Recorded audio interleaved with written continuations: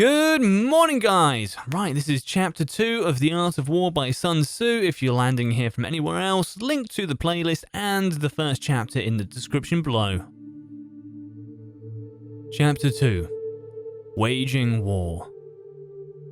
Sun Tzu said, "In the operations of war, where there are in the field 1,000 swift chariots, as many heavy chariots, and 100,000 mail-clad soldiers with provisions enough to carry them 1,000 li.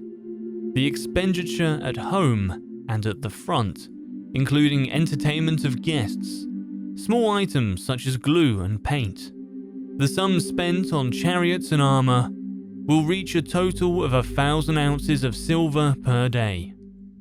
Such is the cost of raising an army of 100,000 men.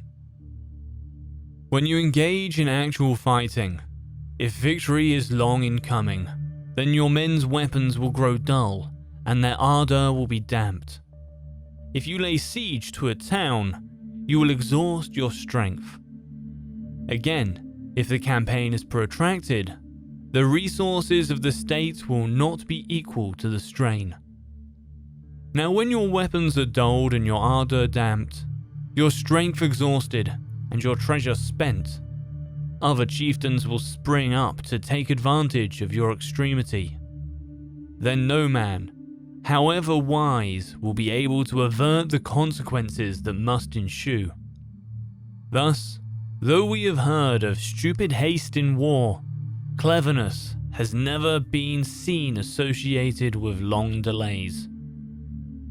There is no instance of a country having benefited from prolonged warfare.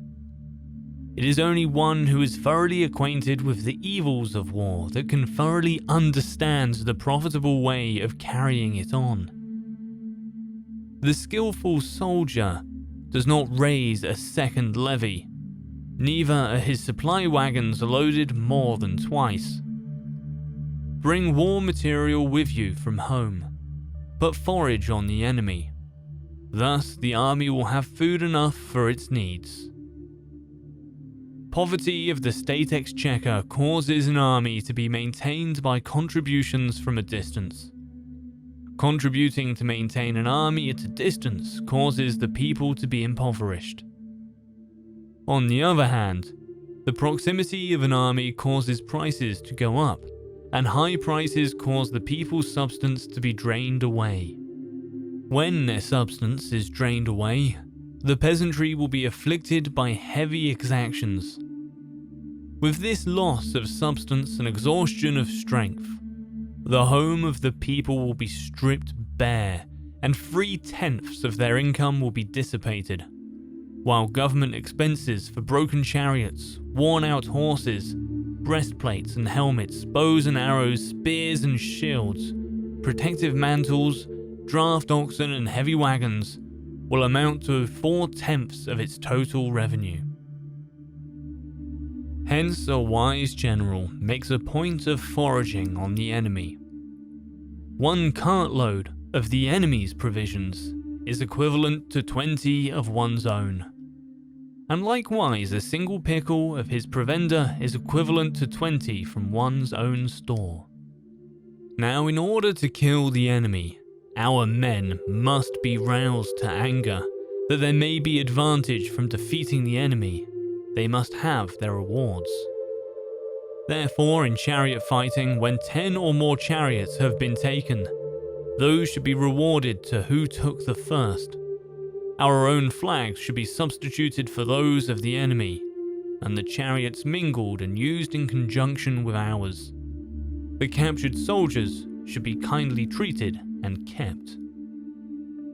This is called using the conquered foe to augment one's own strength.